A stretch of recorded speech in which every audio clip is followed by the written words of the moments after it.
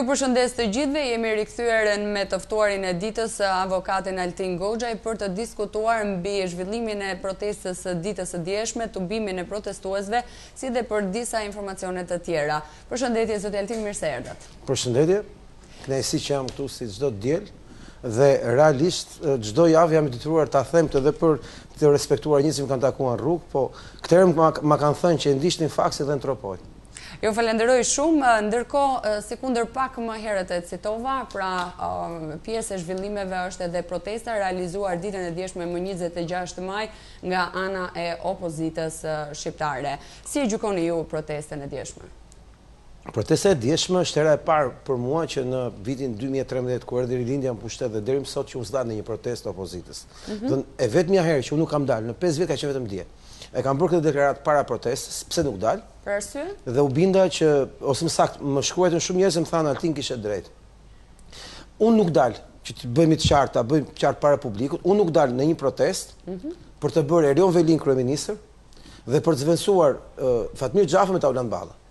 Unë nuk dal në një protestë për të pastruar imazhin e pistët e Erion Veliait. Unë nuk dal në një protestë që të favorizojë Erion Velian dhe të pastrojë Erion Velian nga akuzat për pastrimin e parave. Unë nuk e bëj këtë. Se ju mendoni se protesta e djeshme ishte pikërisht për këtë arsye e zhvilluar? Protesta e djeshme filloi dhe mbaroi nga dita e hënë e njoftimeve me spotin televiziv e deri simbolikat para se të fillonte tubimi. Dhe momenti që filloi tubimi dhe derisa mbaroi, duke pastruar Erion Veliajn nga çdo akuzë.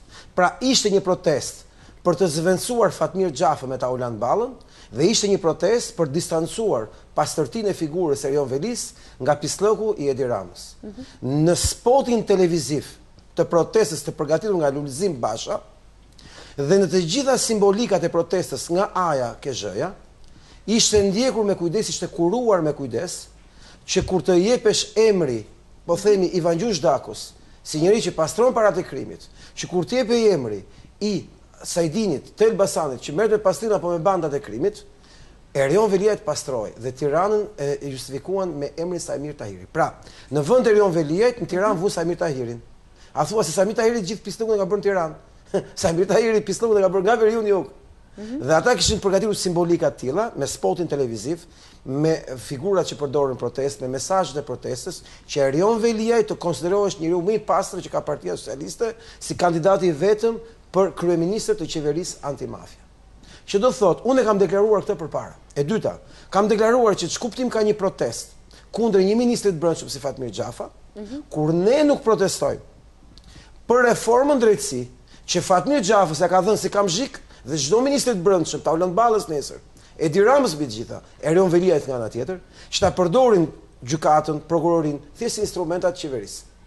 Dhe pikërisht, unë s'mund të dal në një protestë që nuk kërkohet të rrezohet kjo reformë drejtësie, unë nuk mund të dal në një protestë për të bërë Erion Veliajn figurën më të pastër të Shqipërisë. Pasi qëllimi real i kësaj proteste, siç e kam deklaruar po në këtë televizion, edhe 27 janar, që u fol vetëm kundër Edi Ramës dhe asnjë fjalë për Erion Veliajn, me fjalë në 2 orë unë kam matur, kam nxjerrë një video me parametrat e matjes së zërit dhe tregoja që këtu nuk u përmend kurrë emri Erion Veliaj te prokurorit të Bashkisë Tiranë.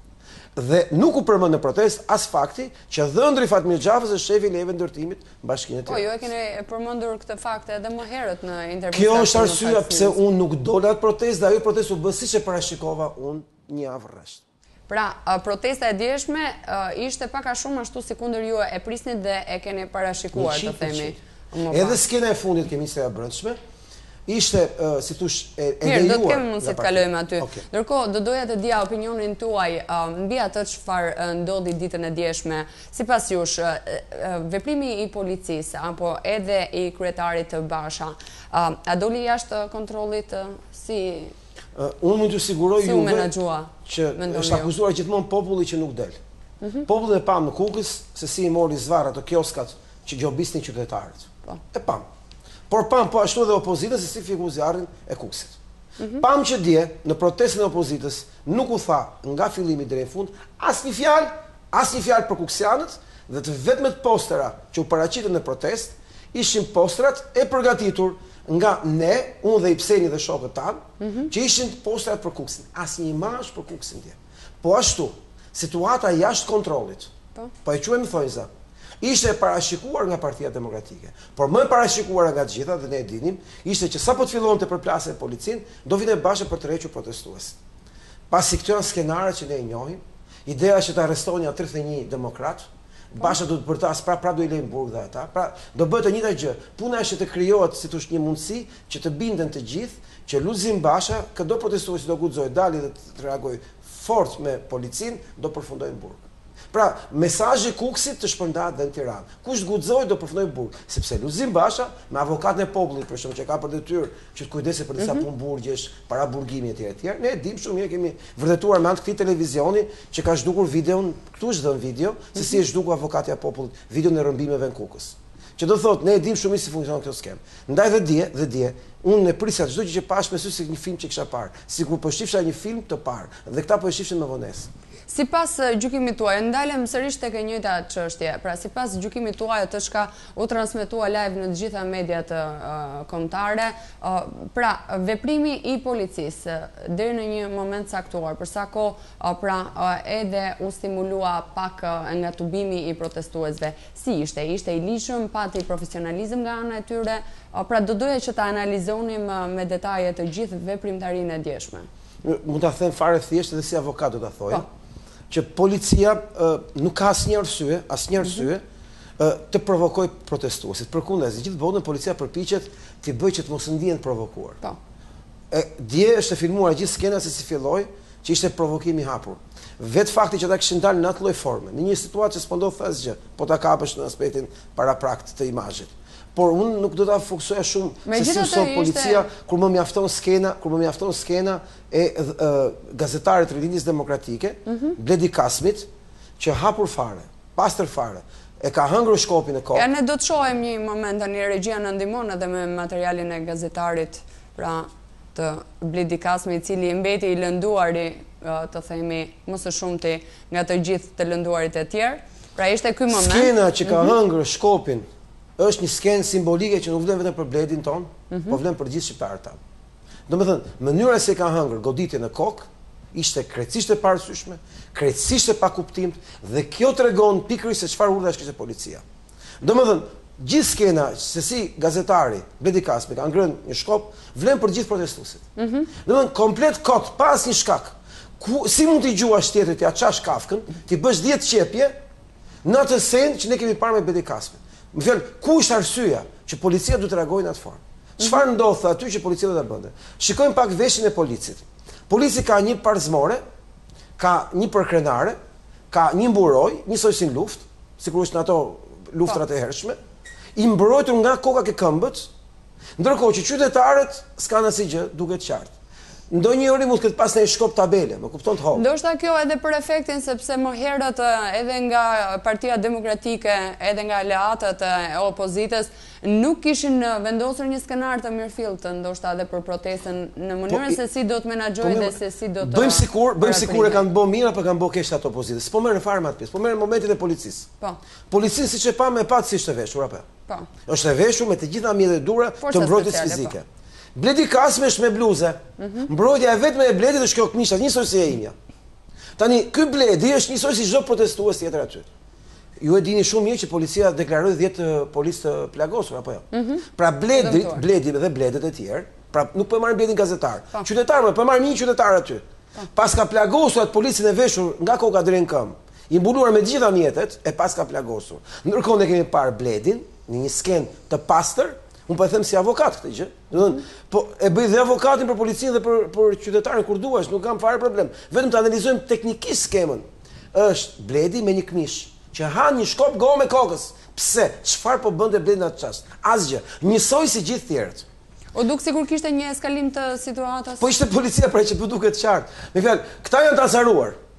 Këta janë të revoltuar. Ndërkohë policia e prodhon kaq fort atë skenë, ndërkohë pretendojnë për 10 të plagosur. Po ku që janë këta të plagosur? Kamera policia, siç e dini, ka 2 llojesh. Ka kamerat e gazarisë, sepse i merr nga televizioni direkt kur shfaqen live. Ka dhe kamerat e veta. Ne dimë që dje kanë qenë policët plot me kamera. Është parë skena mbaj bunkerit aty që janë 3 forca speciale me kamera apo jo. Ku janë këta policët e plagosur?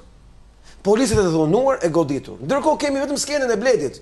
Ata u plagosën pasi u mor vesh që kryeredaktori i Rilindjes Demokratike, që ta theksoj për publikun. Kryeredaktori i Lindjes Demokratike nuk është goditur as në vitin 1997, kur vriteshin njerëzit. Për herë të parë në 28 vjet, kryeredaktori i Lindjes Demokratike është goditur në kokë, në mes të publikut, në mes të ditës me diell, publikisht, sepse kjo situata e sjelljes policore. Kaq mjafton. Çdo analist tjetër që ne kemi aty shkop, pse? Po shifër çfarë shkopi ka një qytetar aty. Kaq holl. Ç'mundi bëj ai shkop, një mburoje, një përkrenare, një veshje. Megjithatë, a është dhuna zgjidhje e problemeve që ekzistojnë në Shqipëri? Unë nuk besoj. Dhe a është dhuna një mënyrë europiane? Unë nuk besoj fare që dhuna është shpikur në Shqipëri, dhuna është shpikur në Evropë. Unë kam parë për herë parë fjalën proteste dhunshme në Evropë, se kam parë në Shqipëri, por unë nuk po them diskutimi është dhuna apo jo dhuna. Pse them unë këtë gjë? Ne kemi një opozitë që qartas bën lëvizje të dështuara. Protesta e djeshme ishte protestë e dështuar. E parashikuar për dështuar me skenar dështimi. Për çfarë arsye sipas? Sepse që kur ti e bën protestën duke hequr Erion Velin dhe kërkon qeveria antimafia, ti po e kupton. Kërkon të zëvendësosh Edi Ramën me Erion Velin. Pra, kryeministri i qeverisë antimafia. Që kur ti kërkon të heqësh mbi Fatmir Xhafën dhe ta zëvendësosh me Taulan Ballën, ti e kupton që gjitha njerëz, gjitha burra e gra, po dalin protestë të bëjnë Taulan Ballën ministër. Që kur ti je shef, që ata nuk protestojnë për kuksianët, ti kupton që plani është që çdo kush që është protestues dhe dhunohet nga policia dhe përplaset në burg të rri aty. Ti e shef shumë mirë që kur në këtë protestë nuk luftohet për të kundërshtuar reformën drejtësi dhe për dhënë një mesazh ndërkombëtar që do ta bllokojmë këtë lloj reforme drejtësi, se kjo është një kamzhik i Edi Ramës në duart e krimit. E ka bërë Sorosi për Edi Ramën në një formë të tillë këtë reformë, që çdo gjykatës të ketë kryetar gjykate Edi Ramën, çdo prokuror të ketë kryetar prokurie Edi Ramën. Atëherë ti e kupton që këto protesta kanë vetëm qëllim që u bë para 27 janar e 2 maj, pra mas 5 muajsh, dhe ti e kupton që ky ka vetëm plan ta lodhi opozitën, ta shkpusi opozitën nga realiteti, ta bëjë të tillë që të dështoj komplet. Këtë ka bërë Luli që në 2014, që 22 nëntor që u bë një super protestë dhe anulloi gjithë protestat më vonë dhe shkuam zgjedhje lokale siç e pam, që u bë Erion Velia kryetar bashkie. Ne e shohim shumë mirë që Luli është një diversant i Sorosit, tashmë dje këtë ma thonë shumë demokratë që s'ma ka pranuar kurrë tez, që ka për qëllim të shkatrojë këtë opozitë. Dhe skena që pam dje, është një skenë e pastër se si Luli e çon punën deri aty, pastaj e prish atë punë që njerëzit të ndihen të lodhur dhe të mos vinë më. Kanë ardhur më pak se 27 janar. Kishin 10 fish motiv më shumë për të ardhur në maj. Po s'vinë më se kanë kuptuar që po tallet. Kur për herë të parë dhe unë Altin Goxhaj, s'dani një protestë opozitës, që s'kan bërë kurrë. Po ku ka pas një protestë opozita mos kem qenë aty. Jo opozita, kushdo që ka pas. Unë kam protestuar rregullisht as qeverie, se kam thënë që unë këtë qeveri nuk e pranoj si qeverinë time legjitime. Kam deploruar që 2013 dhe aq më shumë në zgjedhjet e 2017-s. Por po them, unë nuk dal më në protestat e Lulbashës. E kam kuptuar të gjithë tashmë që nuk duhet më dal në protestat e Lulbashës. Sot protesta e parë që duhet bërë ke Shqupi, me e marr Lulbashën zvarr, me hudh në lan për 5 minuta rrezohet Edi Rama. Se vetmja armë që e mban Lulbashën, atë më fal Edi Ramën, pushtet është Lulbasha. Por kurrë nuk do pranoja që të diçja në një protestë që të bëhet Erion Velia kryeminist. Nuk dalën protesta që të bëjë Erion Veli kryeministër, se nuk e duroj do të tallet me mua Erion Velia. Ndërkohë, ditën e djeshme ka pasur një shëndrim edhe kryeministri Edi Rama mbi protestuesit cilët morën pjesë, duke ju drejtuar në një status edhe të gjithë atyre demokratëve cilët nuk besojnë në qeverinë aktuale, por nga ana tjetër nuk i besuan edhe daljes në protestë. Gjithashtu pati momente deklarata edhe në një formë mesazhi tallës ndaj kryetarit Basha. Si cilësoni ju gjitha këto deklaratat të kryeministrit Rama? Gjithë kemi parë një skenë ku Lulbashi ishte një festë ku kërcesh Napoleoni. Mbrëmjen e kaluar, po. Të lutem. Jemi në një teatr, çfarë të them tjetër? Unë dje kam dalë ke kryeministria, sapo iku Basha me protestuesit. Nxora postrin e Kuksit, thash, lironi kuksianët, ne fillojmë, thash, tash një peticion drejtuar ndërkombëtarëve për të na dërguar një mision monitorimi të shkeljes së drejtave të njerëzit në Kukës, se na ka braktisur gjithë dhe opozita. Po. Se s'kemi as avokat populli. Dhe dje kam dalë e kam quajtur post festival. Pas protestës dhe ishte post festivali. Kujtova se e bëra unë. E bëri Luli ndarkë e pam ke plazë, duke kërcuar, duke kënduar apo me Ilir Metën, me të gjitha apo jo. Dhe kemi pas që thotë, kjo është një teatr, nuk kam si komentoj më. Është, më thënë, e ka kuptuar çdo demokrat tashmë që Luli dhe Edi po tallen me ta. Dhe unë sot kam bërë një njoftim edhe në Facebook para se të vija këtu.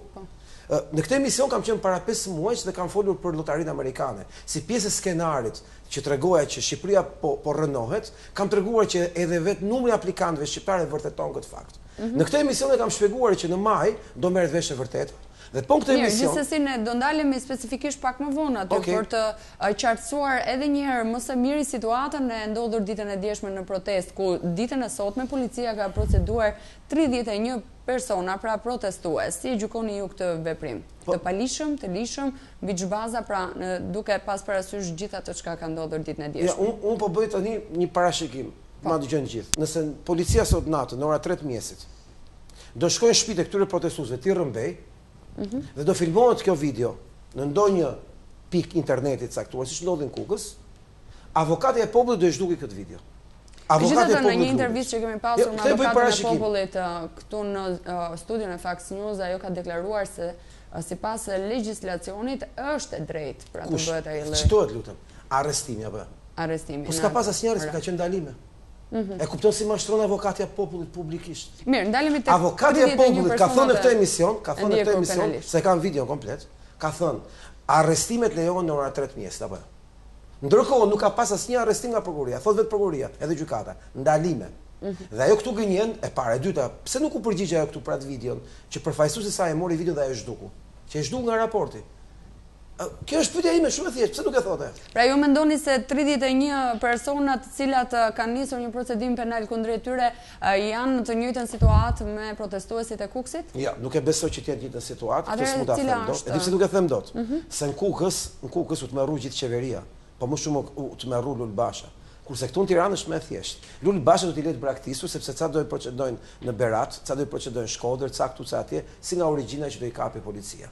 Sepse për t'i mbajtur sa më zvarr, për ta shpërndarë këtë punë. Luli do protestojë, do dalin në televizor, do thotë dy llafe, ata do dënohen. Ju e dini për shembull që 25 kuksianët që nuk janë në burg, janë në procedim penal gjithë. Po.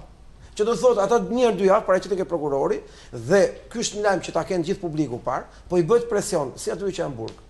Po i bëhet presion si atyre që janë jashtë burgut, që të pranojnë fajin, që t'i kalojnë me pak dënim. Dhe këtu kanë ndërmjetësuar edhe avokat, që unë nuk i di kush janë. Më kështën nga vetë qytetarët kuksian që janë të përzirën këtë çështje. Që u kanë bërë presion që branojeni fajin që se kanë bërë, sepse akuzojnë për një fajin që se kanë bërë. Po. Unë i kam parë gjithë prova, gjithë dosjet. Që të kaloni shpejt këtë punë. Dhe opozita i ka braktisur. Ndjeshte e rasti që kjo opozit fliste për ta. Me që se jemi tek braktisja, do t'a quaja në thonjza, u duk një lloj braktisje ndoshta në momentin e tubimit të protestuesve kur kryetari Basha u rikthye sërish më pas për të bërë thirrje të sheshojnë pra situatën dhe të mos përdorin dhunën? Që t'jemi sinqert, unë nuk besoj që ndodhi spontanisht. Ju mendoni se çdo gjë kishte një skenar specifik? Unë nuk besoj që ata qytetarë e dinin çfarë po bënin. Ata ishin aty dhe atë do bënin, po t'jen aty. Por ata që e kishin parashikuar organizimin e kësaj proteste, kishin parashikuar që do ndodhte kjo situatë. Dhe unë nuk mund ta pranoj dot, nuk mund të bëj me fjalë naivin dhe budallën dhe të bëj një avokat mashtrues. Unë e kuptoj shumë se organizohet një protestë. Ai nuk ndodhi fare padash, fare rastisht. Problemi qëndron që Luli ja kështu tallet gjithkohës me skenaret për kace. Luan gjithkohës me telefon me Diramën. I nxorëm si futem, i shtym, i nxjerrim, përplasemi. Goditja që mori Bledi Kasmi i dha tjetër ton ngjarjes. Bledi Kasmi është nga ata demokrat dhe nga ata qytetar që ka protestuar gjithë jetën kundër komunistëve. Është antikomunist shumë, safi po thoj. Dhe unë nuk mund ta imagjinoj Bledin që të mos ishte aty. Problemi nuk ishte se protestues aty. Se kam parë ca plera që po godasin sot Bledi Kasmin dhe dje gazetar gjoja që po godasin jo, Bledi ishte krye detyrës. Nuk mund të ketë gazetar që të mos rri në vijën e parë të frontit, që e konsideron veten redaktor i linjë demokratike në një protestë të Partisë Demokratike. Bledi Kasmi ka qenë aty ku është kufiri midis policit dhe qytetarit. Dhe Bledi është këtu dhe shpar e komplet e filmuar. Natyrisht që Bledi është aty. Nuk mund thuhet që Bledi ishte gazetar, por Bledi e prishi pak skenarin e protestës. Sepse Bledi, duke ndetur aty, duke marrë goditje, tregoi të vërtetën çfarë po ndodhte aty. Dhe kjo solli që policia shpiku 10 plagosur, po 10 plagosur që ne i pam nga gjithë skenat e filmuara, si ishin gjitha live, gjitha televizionet, policia kaloi 24 orë s'ka dhënë asnjë skenë se si plagoset një polic, ndërkohë kemi parë si plagoset qytetarë që del gjaku nga të gjitha anët. Ne kemi parë gjak gjithë ditës dje, më kupton? Kemi parë gjakun aty që ushtrin tokë, kemi parë gjakun aty që e morën anash, kemi parë gjakun e Bledit, që e pam gjithë. Por nuk pam asnjë skenë që një polici vetëm të merrte goditje, se dhe me godit polici s'ka ku i bi goditja. Te pjesa plastike, tek pjesa hekurit, tek pjesa e spaletat mbrojtura që i ka me gome, me shin, veshje speciale, tek mburoja, ku e pati polici plagosja? Domethënë, kjo është situata dhe unë nuk besoj që dje ishte një spontanitet i braktisë, ishte plani sipas Bashës, siç e kishte shkruar Basha. Ndërkohë, ju a besoni dhe a mendoni se Fatmir Xhafaj është vërtet problemi i shqiptarëve për të ngritur për të protestuar? Jo, nuk besoj. Ta them me sinqeritet, nuk besoj që Fatmir Xhafaj është shkaku i protestës, i asaj që ti mobilizoi gjithë shqiptarët protestë. Shqiptarët sot po braktisin vendin, u ka vdek shpresa. A mund të konsiderohet që vjen shpresa shqiptarëve po u zëvendësu Fatmir Xhafaj me Taulant Ballën? Thuaj më. Po le të dalin ditë mamushi menjen mu, që po erdhi Taulant Balla u kthehet shpresa shqiptarëve. Shqiptarët po e braktisin këtë vend. Shqiptarët po largohen burra, gra, kalamaj, njësoj si 97-ën. Po janë shumë më tepër se 97-ën. Shqiptarët janë si populli hebre dikur që u arratis nga Egjipti, lash ku ishte sklever. Po marrin arratin. Dhe kjo rregullohet duke u bërë Taulant Balla ministri i brendshëm. Dhe sikur ta marrim një plan më makro, se u zëvendësua Dirama me Erion Velian, që ishte gjithë skenari i protestës, i asaj që quhet qeveria antimafia dhe i planit 2017, 2018, 2019 i qeverisë aktuale dhe i kësaj opozite. Po jo më, po nuk e ha njëri këtë. Po nuk na bën dot budallën e Lumbaша. Të t'jap sot lajmin, se atë doja më thonë. Po, ndalem me shqiptarët po braktisin këtë vend. Kam marrë të emision dhe kam deklaruar në vitin 2018, kam qenë janar dhe kam thënë, shqiptarët janë pjesë e një skenari ku Sorosi po falimenton këtë vend, që ky vend të shpopullohet. Muaj më vonë, po në këtë emision janë vërtetuar me fakte dhe me prova, që OKB-ja ka parashikuar që Shqipëria do reduktohet në 800.000 banor, apo jo? Po, e keni përmendur dhe më herët. Po pra janë fakte këto. Janë fakte. Unë sot kam sjellë një fakt që e kam premtuar tek emisioni juaj, këtu në Fox News, e kam premtuar në janar. Ju kam thënë, statistikat e vërteta të llotarisë amerikane nuk janë ato që jepen. Ne marrim statistika të rreme. Pse? Sepse ne marrim të selektuar informacionin, por jo të plot. Ne kemi marrë se si aplikojnë shqiptarët dhe themi në 2018 që pas kanë aplikuar 260.000 apo jo, kështu gjëra, 200, 360.000, 120.000, 10.000, 50.000. Po shifrat nuk janë të vërteta, kam thënë. Dhe mua më thanë ditë orësisht që kanë të vërteta. Do ta shifnin në magje se janë të vërteta. Unë kam sjellë sot shifrat e vërteta. Këto janë marrë të gjitha nga databaza. Mi ka sjellë një shtetas shqiptar amerikan, i ka marrë pranë websajtit zyrtar Departamentit Shtetit që ka për problemin e emigracionit dhe ma ka bërë të shqip materialin dhe unë do doja që të jepej tabela tjetër, tabela me shifra. Tabela me shifra. Të jepej tabela me shifra. Do të shohim në këtë moment, po. Tani shikoni këtë tabelë se kjo është shumë e rëndësishme. Kjo është tabelë që nuk ka dalur kurrë, është hera e parë, sot jepet në Fox News. Fiksoni mirë. Ky është tabela aplikimi shqiptarëve për lotarinë amerikane 2005-2016. Po. Në tetor 2005 kanë aplikuar për 2007, sepse kështu mbaten, më kupton, për 2007 70.000 vet, por në fakt nuk kanë qenë 70.000. Kanë qenë edhe 100.000 të tjerë, që janë personat në varësi, fëmijë, gra, më kuptoni, sepse kur ai aplikon vetëm ai. Por sipas ligjit amerikan do marrë dhe fëmijën me vete, do marrë dhe gruan me vete. Derivativ. Dhe sa ishte e vërteta në vitin 2005, 173.000. 173.000 të vërtetës. Pra nga 70.000 që u dha atëherë për 2008, në fakt për 2007, sepse çfarë theksojmë. Shifrat janë me 2 vjet vonesë. Sot nuk ka shifra të vitit 2018, janë të 2016. Pra ne sot nuk do mësojmë sa kanë aplikuar në 2018. Ne sot do mësojmë sa kanë aplikuar në 2016. Pra ne sot po flasim për kohën kur ishte viti 2016, do ta marrim vesh në 2020 sa kanë aplikuar në 2018. Se këto janë të vërtetat që nuk janë thënë kurrë. Dhe dëgjoni pak çfarë të merri do ju tregoj sot. Në qoftë në vitin 2009, mbasi kishte fituar Sali Berisha zgjedhjet. Po. Mbasi kishte fituar në tetor 2009, pra kur u bë qeveria PD-s me LSI, kanë aplikuar për në Amerikë 40.000 vet. 40.000 gjithsej. Me gjithë familje bënin 87.000 bashkë gjithsej. Pra kanë aplikuar 87.000 veta. E dini sa kanë aplikuar pas zgjedhjeve lokale në 2016, një vit para zgjedhjeve të 2017-s. Në 2016 kanë aplikuar 190.000 shqiptarë që bashkë me familje bënin 370.000 shqiptarë. Në 2016 kanë aplikuar 367.000 shqiptarë për të ikur në Amerikë. Asnjë se ka thënë këtë shifër. Është shifër sekret, sot del për herë të parë. Është deklaruar që kanë aplikuar 189.000 veta në 2018. Do merret vesh pas 2 vjetësh sa në 2018. Këto janë të 2016-s. Përse nuk bëhen evidente këto sipas jush, zoti Goxhaj? Po ku ka skandal më të madh në botë Ku ka skandal më të madh në botë? Që në 2016 aplikojnë rreth 20% e popullsisë për t'u larguar në Amerikë. Megjithatë, shifrat e Instatit tregojnë që ne kemi një ulje të numrit të emigrantëve që shkojnë jashtë dhe kërkojnë edhe azil. Instati që në vitin 2013 u mor zyrtarisht nga Fondacioni Soros për t'u ndërtuar një skemë re raportimi, pushun nga puna shumë njerëz që kishin qenë atë vend, dhe sot Instati është një institucion i mashtrimit publik statistikor. Gënjejnë, këto janë shifra që të gjithë sot do t'i verifikojnë në website-in amerikan, duke u referuar kësaj tabele që do nxjerrun në Facebook, dhe që kam dhënë dhe Fox News-it që e ka, që do të tregojnë, do kuptojnë çfarë ndodhet vërtet. Në qoftë se vitin 2016, një vit para zgjedhjeve të 2017-s, që kishte demokratë që kishin shpresë apo jo? Po. Kanë aplikuar për në Amerikë 370.000 shqiptar. Mendo se do të jetë mbas 2 vjetësh shifra e 2018-s. Pra shifra e vërtetë sotme. T'ja u them sa mund të jetë. Me këtë trend që ka ky grafik, ju lutem, mund ta kthejmë grafiku? Po. Na ndihmon në regjia, pak çaste. Dhe ndërkohë zoti Goxha ja ku e kemi. Me këtë grafik dallohet se si është një grop e madhe në vitet caktuara si po rritet tani. Me këtë trend mjafton të dallosh vizën jeshile. Në 2018, sa është 2016-s maksimumi i trendit. Po. Unë të garantoj që kanë aplikuar 600.000 shqiptar. Kjo për arsye të kushteve sociale ekonomie? Jo, ka vdek shpresa. Ky vend nuk bëhet më. Plani i kësaj qeverie është zbrazja e Shqipërisë. T'ju jap një statistikë që e dinë gjithë shqiptarët. Po t'ju jap një statistikë. I keni parë sheshet e qyteteve të Shqipërisë në planin rilindje urbane?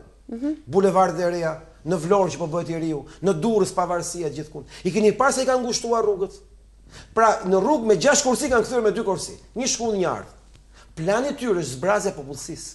Po për çfarë arsye? Sepse ky është plani falimentimit social ekonomik të Shqipërisë nga Fondacioni Soros, që kam kaq vjet që po ja u them, që fusin formularët e fëmijëve 11 vjeç, a kanë bërë seks anal apo jo, që po çojnë shkolla apo jo. Të hënën nesër, sot është e diel, shkon në shkolla për të shkuar nga fëmijët e vegjël 11 vjeç, pyetja a kanë bërë seks anal. Ky është një eksperiment i madh. Është një eksperiment i Fondacionit Soros, i George Soros, që ka diversante vet, ka detashme, ka iniciatorë vet në Shqipëri, Edi Rama, Erion Velia dhe Lul Bashën, për të shkatërruar vendin më pro-amerikan në botë, dhe në momentin që vjen Donald Trump në krye të Amerikës, George Soros ka mobilizuar të gjitha energjitë për të shkëputur Shqipërinë nga Amerika, për të bërë pazar me çdo vend tjetër dhe për të mbyllur me shpejtësi dhe urgjencë ciklin e falimentimit të këtij vendi. Dhe unë po ju jap këtë informacion që kemi bërë. Nëse është kështu, zoti Goxha, atëherë përse të gjithë palët në fakt dëshirojnë dhe sikundër edhe shqiptarët dëshirojnë të bëhen pjesë sa më parë e Bashkimit Evropian me të njëjtat drejta dhe liri.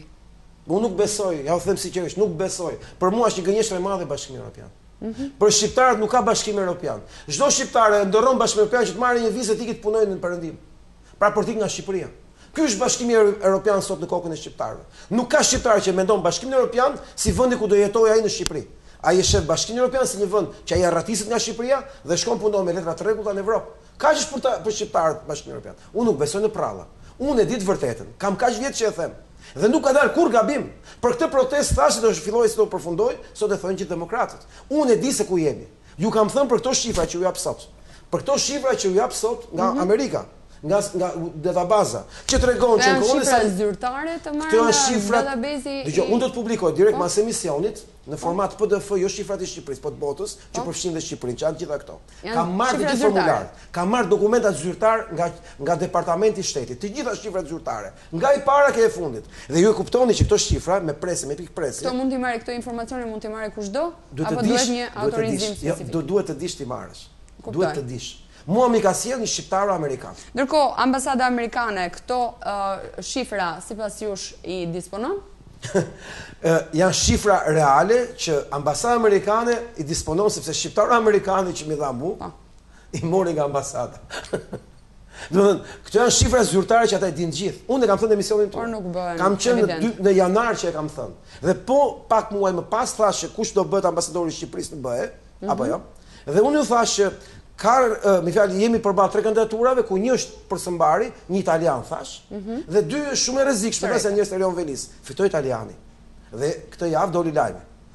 Unë nuk vi këtu të them informacione të pa verifikuara. Kjo tabela e green cardit, kjo tabela do të arrisë amerikanësh të tmerrshme. Ja u them me sinqeritet, është film horror që në vitin 2016 kanë aplikuar 367.000 shqiptar, pra 370.000 shqiptar. Mendo sa kanë aplikuar në 2018. Këto janë shifrat reale që na gënjejnë për gazeta, na gënjejnë në televizione, na gënjejnë zyrtar, na gënjejnë statistika, sepse nuk mund të tregojnë çfarë filmi po ndodh në Shqipëri. Mendoj se kur Itali kishin aplikuar për Green Card 20.000 italian, 20 milion italian. E kuptoni që jemi parë në botë, jemi vendi parë në planet. Pra në planetin tokë, populli më parë amerikan në botë do të braktisë vendin e vet. Fiki, një pjesë në Amerikë, një pjesë në Evropë. Të zhduket nga ky vend. E ky është skenari i Sorosit, ky është eksperimenti, Lul Basha është pjesë e këtij eksperimenti. Është pjesa kryesore që të mos ketë Shqipëria opozitë. Se po të kishte opozitë, kishin marrë zvarr këta qelbësira që po e vrasin vendin tonë. Dhe sipas jush, opozita e djeshme ka dështuar në protestën e organizuar. Jo, opozita si popull opozitar ka dështuar, se për më të kohë se beson akoma Basha. Kurse Lul Basha ka pas shumë sukses dje, se siç e kishte skenarin ashtu realizoi. E mori dhe një dekorat tjetër nga Sorosi. Unë i bëj thirrje çdo demokrati. Të shkojë ke Partia Demokratike të nxjerrë zvarr Lulizim Bashën ta udhin kosh plenave apo Kelana. Je siguroj që 5 minuta i zgjat jeta e Edi Ramës. E marrin zvarr Edi Ramën dhe Shqipëria shpëton ta marrin jo Edi Ramën, fal. Të marrin dhe Erion Velin, sepse Rama zvendësohet direkt Erion Velia. Të marrin dhe Erion Velin dhe Shqipëria në moment shpëton. Të shpallen zgjedhje kryetar të opozita, të shkojnë zgjedhje të bëjnë zgjedhje të parakoshme parlamentare, lokale, që ky vend shpëtoj, jo për demokratët, që shpëtojnë demokratë dhe socialistë. U garantoj këto shifrat që u dhash, janë socialist, demokrat, republikan, çfarë dushti. LSI çfarë dush aty ke. Pa parti kundër gjithë partive. Dhe mua të gjithë njerëzit që njoh këtë periudhë kohe, më thanë që kishin aplikuar. Unë s'kam aplikuar kurrë për Green Card në jetën time, s'do aplikoj kurrë. Unë do rrin këtë vend, pa kam dhënë mendjen me vazhdu këtë luftë deri në fund, por di themi gjë. Do ngelen vetëm se do ketë kush protestoj, se ky vend do zbrasë të 800.000 banor, jo në 2100 që tha OKB-ja, por për disa vjet. Zoti Goxhaj, unë ju falenderoj shumë për këtë bisedë. Faleminderit shumë. Faleminderit shumë. Të nderuar teleshikues, ishim me të ftuarin e ditës avokatin Altin Goxhaj, nga ku diskutuam për protestën e organizuar ditën e djeshme, problemet që ka pasur organizimi i protestës, mënyra se si ka vijuar më pas bashkë me procedimin penal nga ana e policisë për 31 protestues, dhe sigurisht zoti Goxhaj na ka risjell në për herë të parë ekskluzive disa shifra zyrtare nga Departamenti i Amerikës mbi lotarinë amerikane, pra shifra të cilat rriten çdo vit sipas trendit edhe sipas tabelës, rriten kërkesa e shqiptarëve drejt ëndrrës amerikane. Unë ju falenderoj për vëmendjen, bashkë do të shkojmë në një hapësirë publicitare.